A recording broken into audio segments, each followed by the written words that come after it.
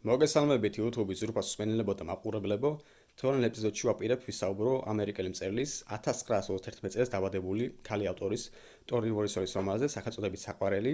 ტონი მორისონი გარდაიცვალა რამოდენიმე წლის წინათ, მან დაწერა 11 რომანი, მას აქვს მინიჭებული ნობელის პრემია და ეს პრემია მას გადაეცა სწორედ იმ წიგნის დამსახურებით, რომლის განხილვასაც ვაპირებ დღევანდელ ეპიზოდში.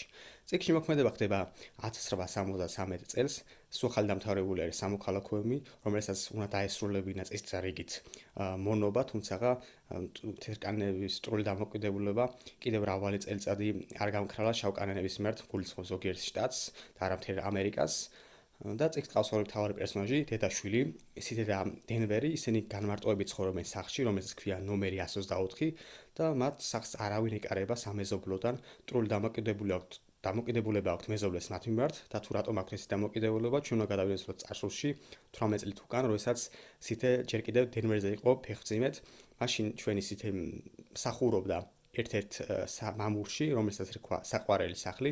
მამულის მფლობელები იყვნენ სოროქმარი, ქალბატონი და ბატონი გარნერები და ისინი კარგი პატრონები იყვნენ, რადგან ისინი არადოს უყურებდნენ თავის მონებს, არადოს სცემდნენ, ყოველთვის ითვალისწინებდნენ მათ ასაკით და ასე შემდეგ. თუმცა გამოხდა ხანი, გარდაიცვალა ბატონი გარნერი, ქალბატონი გარნერი ავად გახდა და ლოგინა ჩავარდა და მამულის მისახედად დაიქირავა ვინმე კაცი, რომელიც მთელ წიგნის განმავლობაში მოხსენიებული არის როგორც სკოლის მასწავლებელი. სკოლის მასწავლებელმა დახმარება თაიყვანა თავისი მნიშვნელები და მათ მამულში შეცვალეს წესები, ფაქტობრივად მონობა დააბრუნა, შეიძლება ითქვას, დაიწყეს შავკანიანების გაშოლტვა, მათი დასჯა, შიმშილი, აუკრძალეს ფიქრი და ასე შემდეგ და ეს რა თქმა უნდა ამ ახალგაზრდებმა ვეღარ აიტანეს და დაგეგმეს, რომ გაქცეულიყვნენ მამულიდან. ზოგიერთმა ეს მოახერხა, ზოგიერთი უკან დააბრუნეს და სათიკა დასაჯეს, ზოგიერთი ცეცხლზე დაწვეს.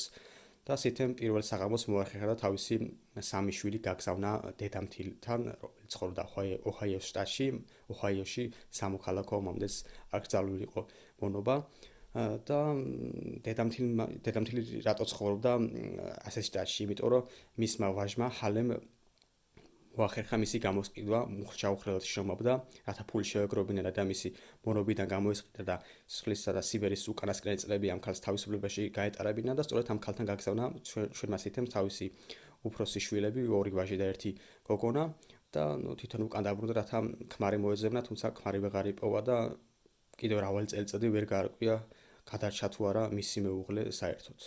და სითე დაადგა ოჰაიოსკენ მიმოვალ გზას მარტოკა 9 თვის ფეხმძიმე და მას მშველად გზაში მოვლინა ახთერკანიანი გოგონა ემილია დენვერი, რომელმაც იგი ამშობიარა და მის საპატივცემულოდ დაარქვა უმცროს გოგონას სწორედ დენვერი.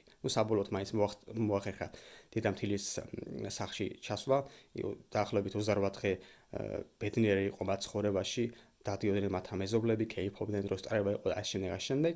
თუმცა 28 დღეს სკოლის მასწავლებელმა მაინც მოახერხა და მიაგნო სიდეს კვალს და მიადგა მათ სახლს, რათა სითე და მისი შვილები უკან დაებრუნებინა საყვარელ სახლში. სისტემ როგორც კი თვალი მოკრა ამ საშინელ კაცს, ბავშვები ფარდული შერეკა და მასწავლების წინაშე გადაიშალა საშინელი სანახაობა, სიტის ხელში ყავდა აყვანილი თავისი უმცროსი ქალიშვილი, რიგით მესამე შვილი და ბავშვი იყო სისხლიანი. სიტე მას ხერხით გამოჭრაყელი, რადგან მას უკვე გავლილი ჰქონდა ეს მონობის წლები, იცოდა რა იყო მონობის სიმძიმე, ეს ტვირთი და არაპირებდა შვილებისთვისაც იგივე გზის გავლის უფლება მიეცა და საშუალება რა ქონოდა, ალბათ 4 მათგანს დახოცავდა, თუმცა დროულად მოახერხეს მათი ხელიდან გამოტაცება და სითეს გაკავება. ამის შემდეგ მასწავლებელს აღარ გადაუდგას მისკენ ნაბიჯი და მოშორდა მოკლედ მათ სახლ-კარს. და ამის შემდეგ მეზობლებმა მოკლედ მათი ოჯახი შეიძულეს, იმიტომ რომ სით იყო ქალი, რომელმაც შვილი მოკლა საკუთარი ხელებით. არ და ყველაფერი სწორედ მათ გამო მოხდა, რადგანაც თავიდანვე დაინახეს თერკანიანები, რომლებიც სით სახლისკენ მიდიოდნენ და არც ერთ მათგანს არ შეუწუხებია თავი, რომ გავარდნილი იყვნენ და გაეფრთხილებინათ სითე, რომ თერკანიანები მოდიან და იქნება თავსშვილო და სადმე დაიმალო. ბავშვის სიკვდილის შემდეგ მათ სახლში ჩასახლდება შურის მაძიებელი აჭრდილი, რომლის დამსახურებითაც ბიჭები ვეღარ გაძლებენ და 13 წელი რო შეუსრულდებათ, გაიქცევიან სახლიდან. ეს მოხუცი ბებია, ბეიბი საქსი საერთოდ ლოგინა ჩავარდება და მალევე გარდაიცვლება და საბოლოოდ დედა და შვილი დარჩებიან მხოლოდ ცოცხლები, სიტა და დენვერი და 18 წლის შემდეგ მათ სახლს მოადგება ჩავკანელი კაცი, პოლდი, რომელიც თავის დროზე სიტასთან ერთად მსახურობდა საყვარელ სახლში. და პოლდი ფაქტობრივად შესახლდება მათ სახლში, სიტას საყვარელი გახდება, თავის ახალგაზრდობის ოცნებას აიხდენ, შეიძლება ითქვას და იგი მოახერხებს და განდევნის ამ შურისმაძიებელ აჩრდილს მათი სახლიდან. განდევნილი აჩრდილს მოყვება ხორჩესმული ადამიანი, მათ სახლში გამოჩნდება გოგონა, 20 წლის გოგონა, რომელიც საკუთარ თავს საყვარელს იძახის და გაჩნდება ვერსია, რომ ეს არის სწორედ ის აჩრდილი, რომელიც დაბრუნდა რაღაც არარსებული სამყაროდან მათ სამყაროში და გაჩნდება მეორე ვერსიაც, რომ ეს არის სითეს გარდაცვლილი გოგონა, რომელიც დაბრუნდა იმისთვის, რომ დედაზე ეძიოს შური. მეც აღარ გავაგრძელებ ამ წიგნზე საუბარს, ჯობია თქვენ წაიკითხოთ.